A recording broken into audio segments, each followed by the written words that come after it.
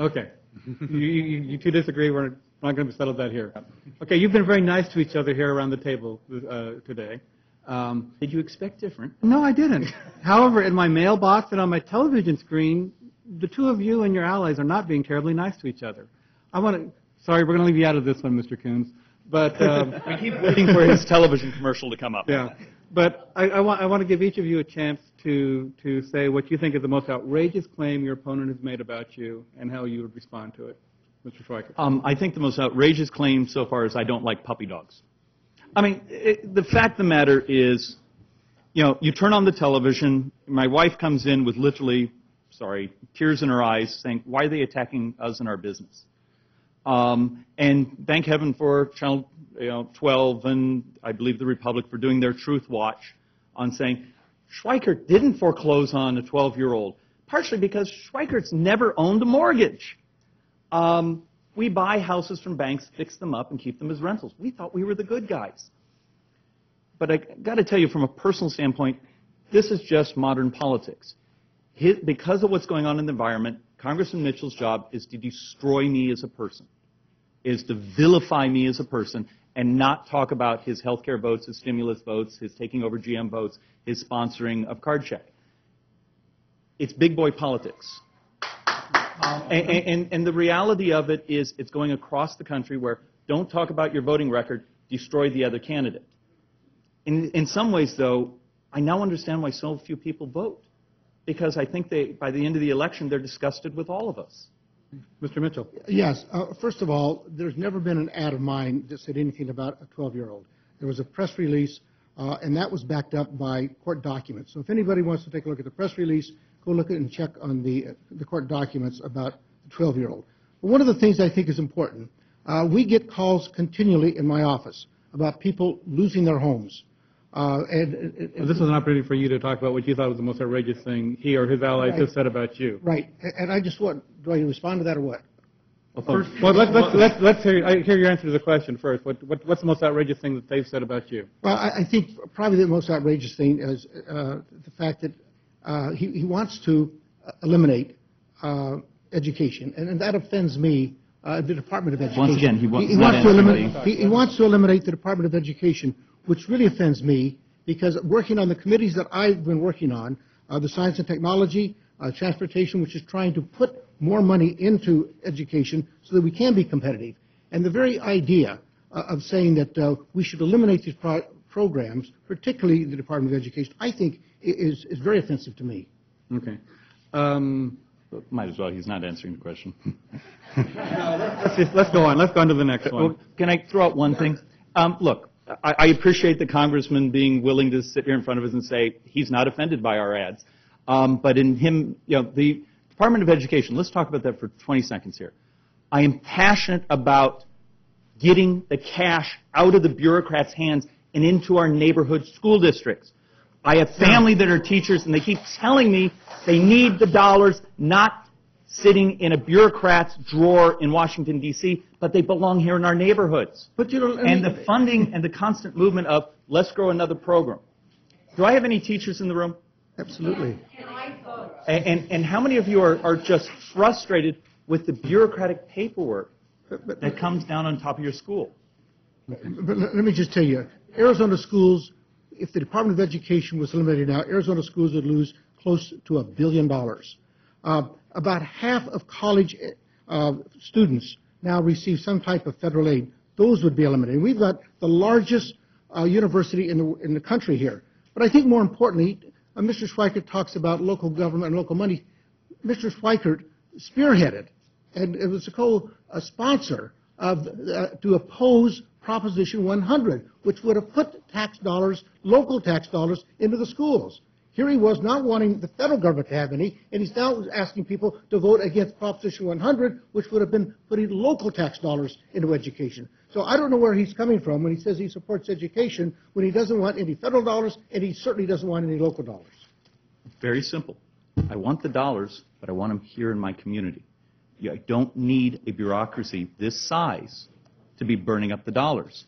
It's very simple. Some people like to vote for bureaucracies because it builds political power. I don't know why I can't have that pass-through so the dollars arrive here in my community. I'm not even talking about the bureaucracy. I'm talking about the local, this state just had an election on Proposition 100. Let's talk about... And okay, you were the one who was the co-chair to oppose Proposition 100. Never, which ever... Would have put, let him finish. which would have put, and it passed, I might add, by this district and this state by about 2 to 1, because people support education. And in this day, when we're competing globally, we have got to have an educated population. We're about at the bottom when it comes to funding per pupil. And here you are out saying, don't vote for Proposition 100, which would have put money in the schools. Okay, one more time. Proposition 100 was a sales tax that went to the general fund. What's our basic rules about raising taxes while you're in the middle of a severe recession? Do you wonder why this recession seems to be never-ending? Do you wonder why your job prospects continue to feel like they're getting worse and worse?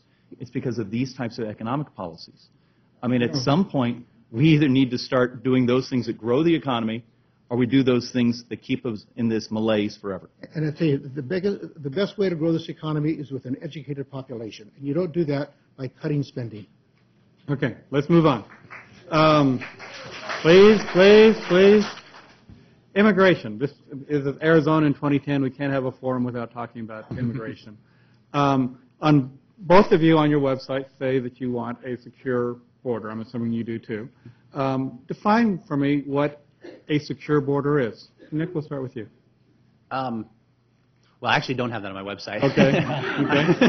Yeah.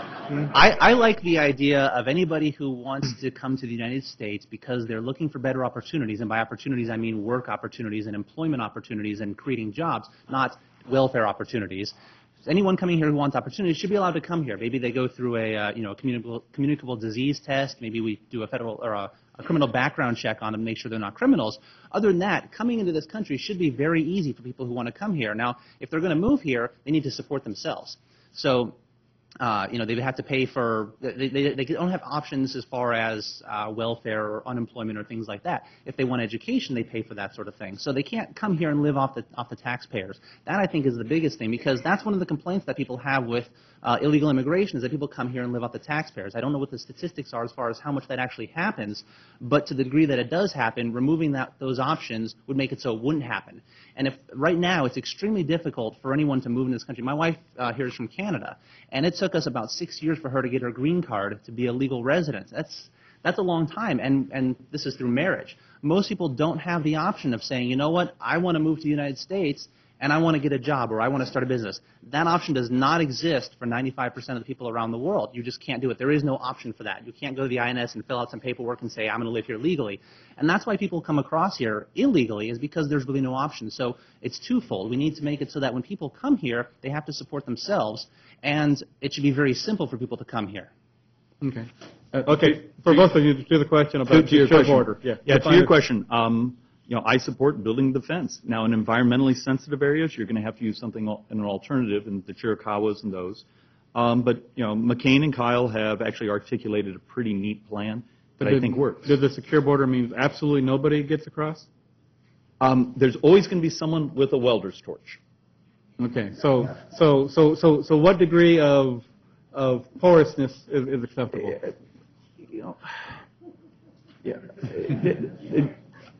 I have no idea. I mean, the fact of the matter is you're going to build the fence. You're going to dramatically cut down both illegal immigration and people dying in our deserts. And then hopefully we start to head towards a rational guest worker system and an INS that actually does its job. Now, there's a couple of things that I think when we talk about a secure border. For one, when we see the crime rates go down. Right now there's about 1,000 drop houses in Phoenix. And Phoenix has become a distribution point for illegal immigrants coming into this country, because Arizona gets more illegal immigrants through here than any other state. And so the drop houses and the crime associated with that, when we start to see a drop in crime connected with illegal immigrants, when we see a drop in the number of drop houses that there are, when we see there's a perception that people feel that they are safer now than they were in the past, that's when we can say that the border is secure. You're never going to have it absolutely with no one coming across. It wasn't too many months ago that we found 10 Russians here that were finally arrested and deported. Someone's going to get in, but I think that we've got to make sure that we are fighting the crime, and that's one of the reasons why I introduced the bill, the Stop Drop House bill, in order to help the INS and the ICE to have another tool so they can stop the criminal elements that are coming over here. And I think that's when we're going to see the borders are more secure, when the numbers come down. Where are you on the fence? On the fence, I voted every time to increase the fence. I introduced two bills, one to increase the fence and also to secure the borders with not only the physical fence but also the virtual fence, where it is not very practical to put up. So you both support the fence, but the statistics are what, 40%? Someplace in the numbers are people who overstay their visas. The fence doesn't do anything for them. Right, and that's why we've got to have. But you ask about the border. Right. That's why we have to have a comprehensive plan. We just about had one with President Bush and Senator McCain and Senator Kennedy, but it fell apart, and now it's been all rhetoric and demagogue since then. So I think that we've got to send people who are willing to sit down, look at the issues, and Nick mentioned some of them about work, a growing economy, look at the total issue, and how do we deal with the 40 to 50% of the people who came here legally, who overstayed their visas and now here illegally. I think that. How should we? How should we? Yeah. Well, first of all, I want everyone to understand that I'm certainly against any amnesty program. That I'm opposed to. But I think the people who come here illegally, there's a consequence for coming here illegally. They need to pay a fine. They need to pay a tax. They need to learn English. They need to have a job. They need to have a background check. Those are all things that I think are important to get the kind of people we want that Nick was talking about, who want to come to work. Mr. Schweikert. You know, somehow Blockbuster Video can find me when I have kept my DVD a couple days too long, but yet our entire federal government can't find folks who are overstaying their visas. The fact of the matter is there needs to be an investment in the technology of saying you have a population that's come here for a student visa, a vacation visa, other humanitarian, and it has become a systematic way to stay in the country. And with the great hope that there will be some type of amnesty. It is a moment where you heard me say before, we need to dramatically step up the way INS does its business and its technology that it uses. You made the comment that INS doesn't do its job, yet there was an item in the Republic a couple days ago that deportations were at an all-time high in the last year. But INS is much more than deportations. How about the processing of his wife's green card? How many of us have family who are here, they're following the rules, and yet you turn around 5 years after and you find out they lost your paperwork? The reality of it is, in today's world, why can't I have filled out those documents online and submitted them securely? I mean, it's time we step into this century and try to make these systems much more efficient. Okay. Tourism leaders say that SB 1070 is making it harder to bring group meetings to resorts in the 5th District. One of the bill's authors, State Representative John Kavanaugh, says tourism is increased because of the bill. Which view do you agree with, Mr. Mitchell? Well, I agree that we have probably hurt the state's image, which in turn hurts tourism. And some of this tourism is in the future. It's not all right now. It's when people plan their events. You know, one of the things that right after 1070 was passed and there was a call for a boycott, which I am very much opposed to, I talked to the Scottsdale Convention Visitors Bureau because we know that Scottsdale has some of the premier resorts in this country, and tourism is probably the #1 industry in District 5.